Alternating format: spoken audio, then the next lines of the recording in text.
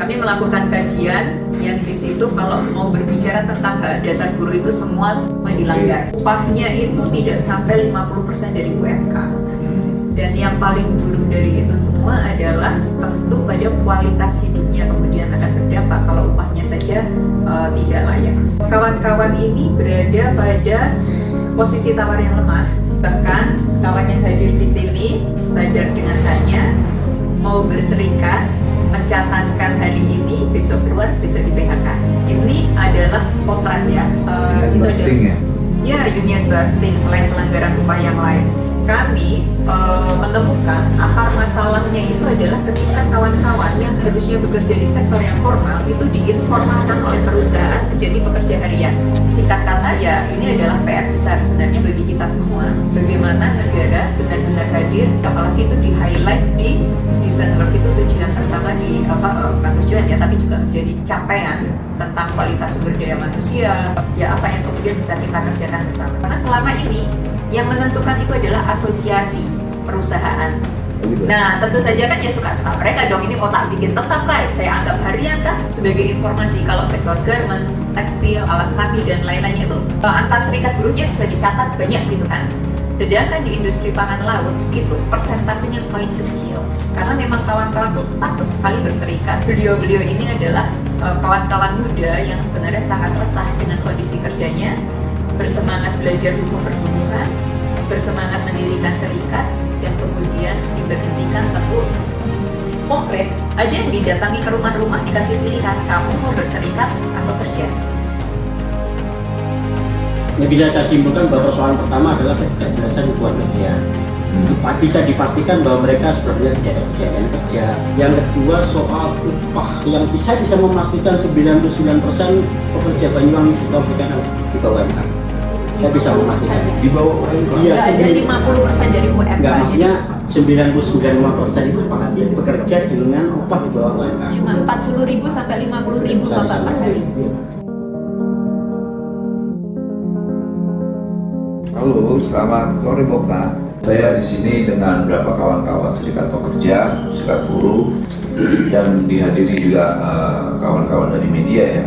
Izin Bu, ini kawan-kawan serikat buruh ini cerita di tempat lingkungan perusahaan yang Ibu kerja hari ini. Katanya di sana ada praktek union busting dan sebagainya. Nah, kalau seandainya itu terjadi, pertama saya mengingatkan itu sebuah pelanggaran berat. Kedua, katanya gaji UMK-nya itu di bawah.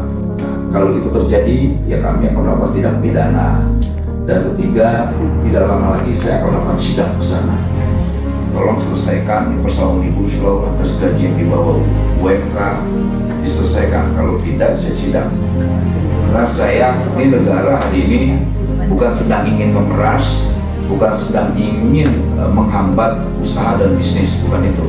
Kita mau usaha bisnisnya tetap berjalan, kemudian kesejahteraan buruhnya tetap diperhatikan, dan kami juga tidak mau kawan-kawan buruh ini hak-haknya terkait kesejahteraan dilanggar, dan hak konstitusi yang paling penting, yaitu apa? Hak berserikat. Pimpinanmu, sampaikan ke pimpinanmu. Di Manado juga sama. Saya beberapa tahun lalu juga ke sana, mereka setelah tunat itu juga sama. Seperti itu, juga sama. Setelah kita itu tidak diperbolehkan bekerja, kita sudah minta 2 kali untuk melakukan diskusi dengan perusahaan, tapi tidak direspon.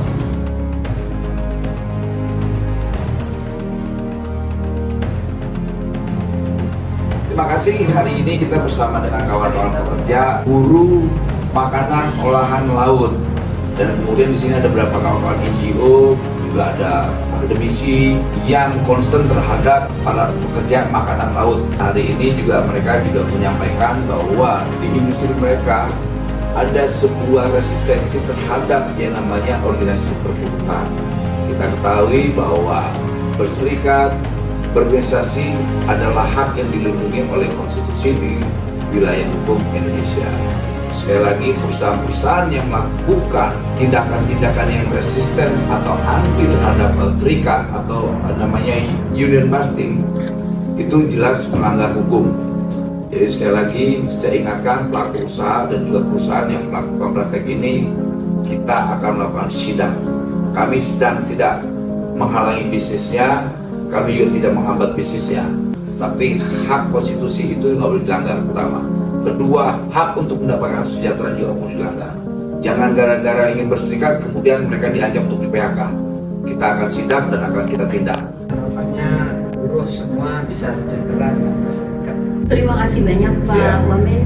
Hari ini kami mencoba mengajak pemerintah lewat Kemnaker agar lebih memperhatikan kesejahteraan dan perlindungan pekerja di sektor kelautan dan perikanan karena jumlahnya sangat signifikan dan seperti Pak Andi tadi sampaikan, sektor ini tidak pernah mengalami krisis. Oke. Justru dia bisa menjadi peluang menciptakan kesempatan kerja yang mudah-mudahan bisa mengisi beberapa persen dari 19 juta yang Wah, luar biasa. dijanjikan itu Pak. 2,3 juta pekerja makanan dan Sektor di Sektor kelautan dan kelautan. perikanan. Kami sangat mengapresiasi komitmen dari Kementerian Ketenagakerjaan. Tadi yang disampaikan bahwa rekomendasi kami ada hubungan kerja yang Ya. memastikan ini adalah sektor formal untuk pemenuhan hak bisa kita tidak lanjuti untuk secara sistem melindungi pekerja di industri olahan makanan laut. ini semangat kita di Kementerian Tenagakerja atau negara